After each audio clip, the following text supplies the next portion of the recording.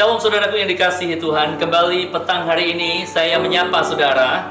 Saya berdoa saudara tetap ada dalam anugerah Tuhan, sehat tidak kurang suatu apapun. Saudaraku yang dikasihi Tuhan, hari ini saya mau melanjutkan sharing saya, terambil dari Matius pasalnya yang ke-6 ayat 1 sampai dengan ayat yang ke-4. Matius pasalnya yang ke-6 ayat 1 sampai dengan ayat yang ke-4. Firman Tuhan berkata seperti ini. Ingatlah, jangan kamu melakukan kewajiban agamamu di hadapan orang supaya dilihat mereka. Karena jika demikian, kamu tidak beroleh upah dari Bapamu yang di sorga. Jadi apabila engkau memberi sedekah, janganlah engkau mencanangkan hal itu seperti yang dilakukan orang munafik di rumah-rumah ibadat dan di lorong-lorong, supaya mereka dipuji orang. Aku berkata kepadamu, sesungguhnya mereka sudah mendapat upahnya. Ayat yang ketiga dikatakan seperti ini. Tetapi jika engkau memberi sedekah, janganlah diketahui tangan kirimu apa yang diperbuat tangan kananmu. Hendaklah sedekahmu itu diberikan dengan tersembunyi, maka Bapamu yang melihat yang tersembunyi akan membalasnya kepadamu. Saudaraku yang dikasihi Tuhan, sore hari ini ada satu topik atau pesan yang saya mau sampaikan, berbicara tentang apa yang namanya bersedekah.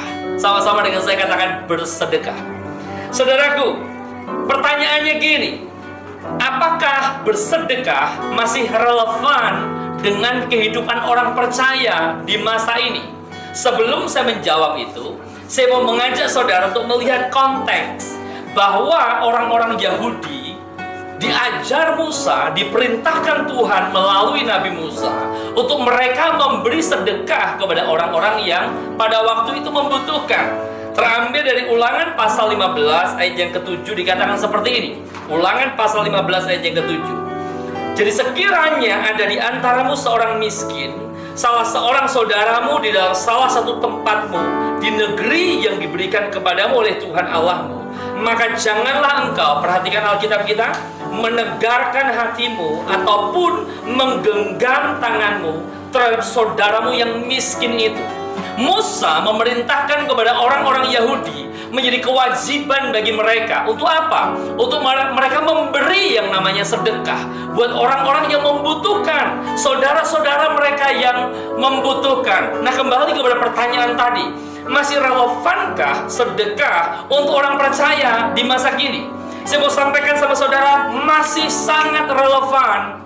Dan seharusnya kehidupan orang percaya, kehidupan anak-anak Tuhan, seperti khotbah atau sharing saya minggu yang lalu, bicara tentang kemurahan hati, itu harus ada, bahkan menjadi gaya hidup setiap saya dan saudara.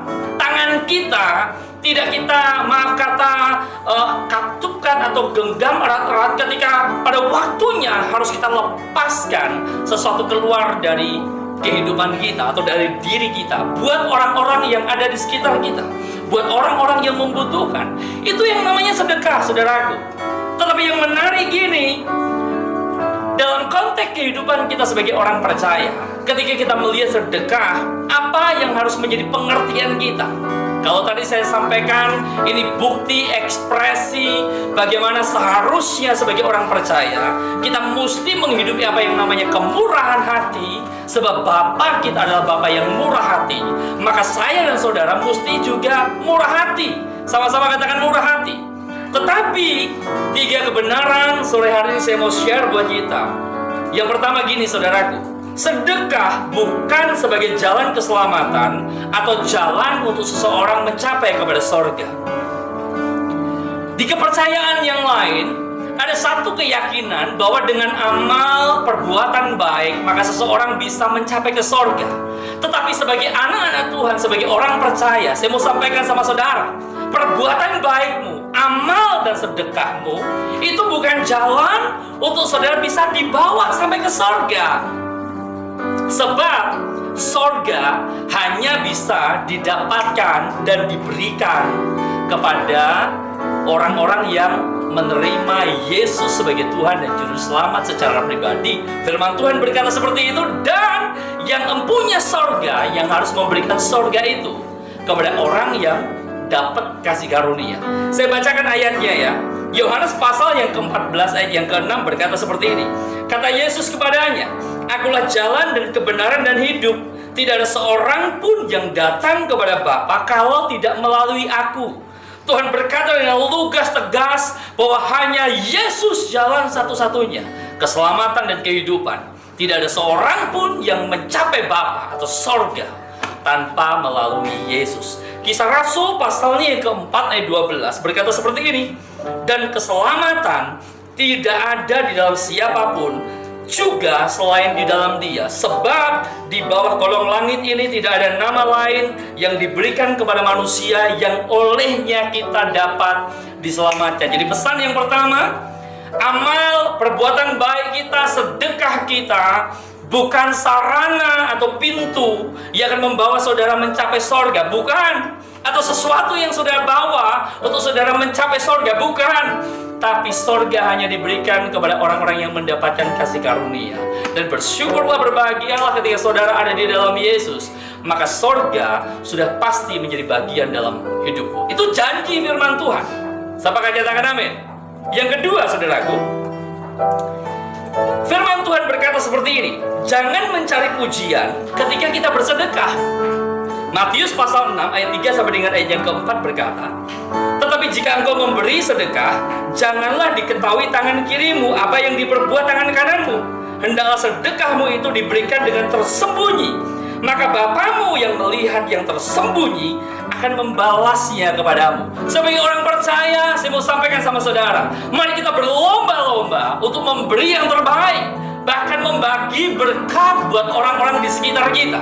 Tetapi firman Tuhan berkata, hendaklah tangan kananmu tidak mengetahui ketika tangan kirimu melakukan sesuatu. Kiranya Tuhan sendiri saja yang melihat dan memperhatikan apa yang kita lakukan untuk sesama kita. Cukup. Itu yang Tuhan ajar bagi kita. Pertanyaannya, Pak, bagaimana kalau misalnya kita memberi sedekah, kemudian kita mesti foto? Saudaraku yang dikasihi Tuhan, kalau engkau menjadi saluran berkat dari seseorang dan seseorang itu meminta kepadamu, harus ada pertanggungjawaban misalnya. Foto nggak apa-apa. Untuk memberi pertanggungjawaban kepada orang yang memberi mandat kepada saudara. Cukup. Saudara melakukan bagian saudara. Tapi kalau itu keluar dari dirimu, sesuatu yang memang harus kamu keluarkan dari dirimu, maka firman Tuhan mengajarkan kepada kita tentang hari ini, cukup kiranya Tuhan saja yang tahu. Dan apa yang kita lakukan, mempermuliakan Tuhan kita, tanpa orang harus tahu. Amin. Yang ketiga, ini menarik buat saya. Ada 3 kali ungkapan menarik dalam teks bacaan kita. 2, itu kata upah. Kata upah itu diulangi 2 kali, saudaraku. Kamu akan menerima upah, mereka mendapatkan upahnya. Kemudian kata yang kedua adalah balasan. Tuhan akan membalas apa yang diperbuat oleh anak-anaknya. Dari kebenaran ini saya dapat gini, segala sesuatu yang saya dan saudara buat, itu Tuhan hargai, Tuhan catat, Tuhan perhitungkan. Sepakat katakan amin. Jadi kalau saudara lakukan segala sesuatu untuk sesamamu, bahkan orang-orang yang membutuhkan, saya mau bilang sama saudara, Tuhan catat, Tuhan perhitungkan menjadi kebenaran. Dan ada satu prinsip yang mesti saya dan saudara mengerti adalah prinsip tabur tuai. Kalau kau menabur pasti akan menuai. Kau menabur yang terbaik, saudara akan menuai yang terbaik. Tapi ketika saudara menabur, maka taburkanlah dengan ikhlas, penuh sukacita, tanpa motivasi untuk harus mencuri kemuliaan atau mencari kemuliaan dari manusia. Amin. Dan Tuhan berkata, akan ada upah, akan ada balasan. Siapa yang membalas? Tuhan yang akan membalas, baik untuk engkau maupun untuk generasi sesudah engkau. Mari bersama-sama hidupi kebenaran firman Tuhan sore hari ini. Bersedekah yuk, memberi yuk, berlomba-lomba untuk berbuat baik yuk.